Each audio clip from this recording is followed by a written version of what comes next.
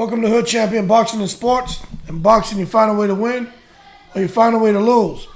Now, Joseph Parker is back in action on 21 Jan on the undercard of Eubank Jr. versus Liam Smith.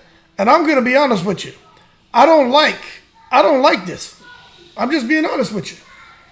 You know, Joseph Parker, I mean, when you talk about hustling and having, a short shelf life in boxing, boxers need to go out there and get their money.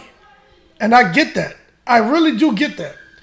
But with Joseph Parker, I don't know if we need to commend him or we need to chastise him and his team and his family and everyone else for allowing him to get back into the ring after that one-sided beatdown he took at the hands of Joe Joyce. That fight between him and Joe Joyce, that was on September 24th. For him to get back in the ring on 21 Jan, so September, so October, November, December, so that's about 4 months after the fight. But you see a lot of these fighters who get into fights, don't take any damage. Their turnaround time is, could be 3 to 4 months.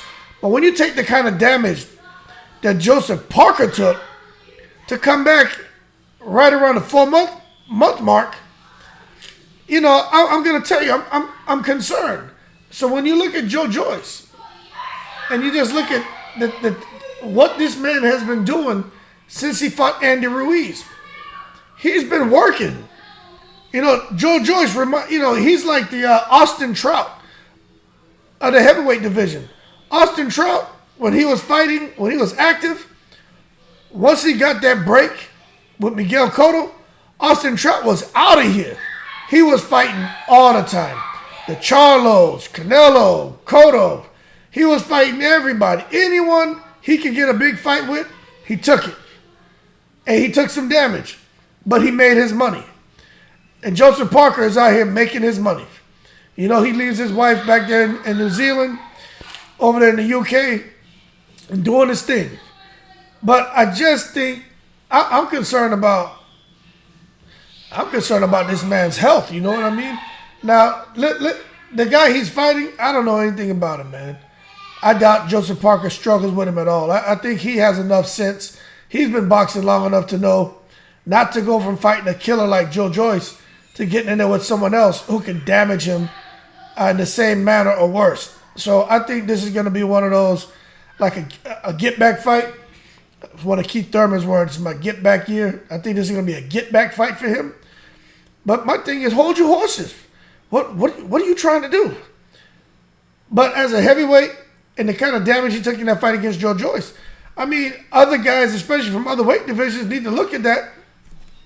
And if his behavior as a heavyweight doesn't inspire them to want to fight 3 to 4 times a year, I don't know what it's going to take, because he's kind of, setting the example on what a prize fighter should be doing, fighting for a prize. However, we got to be careful to just get in the ring as often as he is with the type of damage that, he took in that last fight. And he got some bumps and bruises in there with Dillian White too. And some bumps and bruises against Derek Chisora. So my concern is when you're getting banged up like that, the long-term effects. Now, he, of course, is not in the same space as Derek Chisora as far as someone who just needs to retire and quit. I am not at all saying that about Parker. But what I am saying is I am very surprised at his short turnaround time in between fights, especially with everything he went through against, Joe Joyce. So when you think about Parker, he fought Andy Ruiz December 10th in 2016. All right? Then about 5 months later, he fought Razvan Kojanu, May 2017. Then about 4 months later, he fought Hughie Fury, September 2017. Then about 6 months later, he fought Anthony Joshua, March 31st, 2018. Then 4 months later, he fought Dillian White, July 28th, 2018. Then, after that, 5 months later, he fought Alexander Flores, December 15th, 2018. Then, 6 months after that, he fought Alex Lepai, June 29th, 2019. And then, about 8 months after that, he fought Sean Terrell Winters, February 29th, 2020. Then, he waited a year, and then he fought Junior Fa, February 27th, 2021. Then, Derek Chisora, May 2021. And then Chisora again, December 2021. Then he waited about 9 months and got in there with Joe Joyce, September 24, 2022.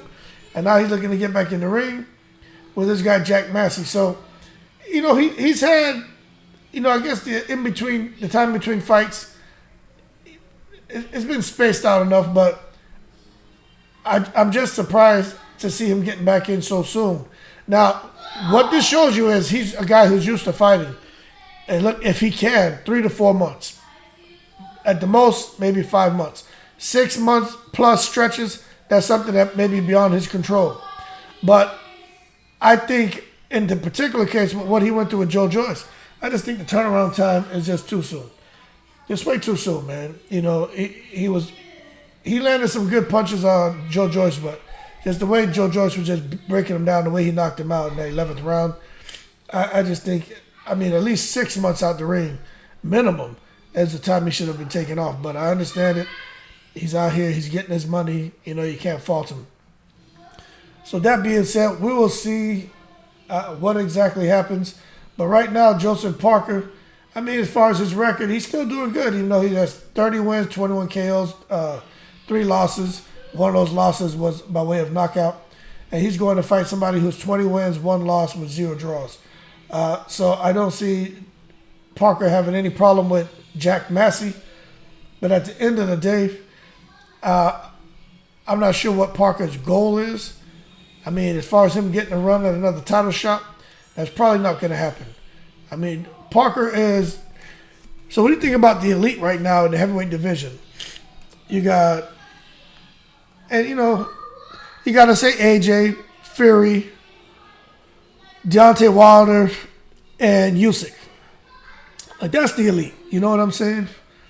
But if you want to break it down, kind of tier it, you can say Fury and Usyk are the top dogs. Then you have AJ and Wilder beneath them. Then underneath that, that's probably where you can put Ruiz, Luis Ortiz, Otto Wallen. Then beneath that, that's where you could probably start filling in a Helenius, a Parker, a Kanaki, maybe a Dillian White. And then below that, just whoever else you want to throw. Derek Chisora will go below that. But I just don't think Parker is going to ever get back to an opportunity to get, a piece of hardware that really means something in the heavyweight division. So it is what it is. Good. He's a good guy. He knows what's best for him. I'm just a little surprised to see him back so quick on this undercard. But that being said, we'll see what happens. We'll see if this puts him in line for another, big payday. Joseph Parker, like he's cool with the $2 to $3 million paydays. And, hell, if I was making that kind of money against guys that was like half a fight, I would take it too, man. Why not? Shit, who knows? Joseph Parker may end up on... he may end up on BLK Prime. But we'll see. That being said, y'all keep cool. Shout out to the veterans, all 7 continents. I'm in the breeze.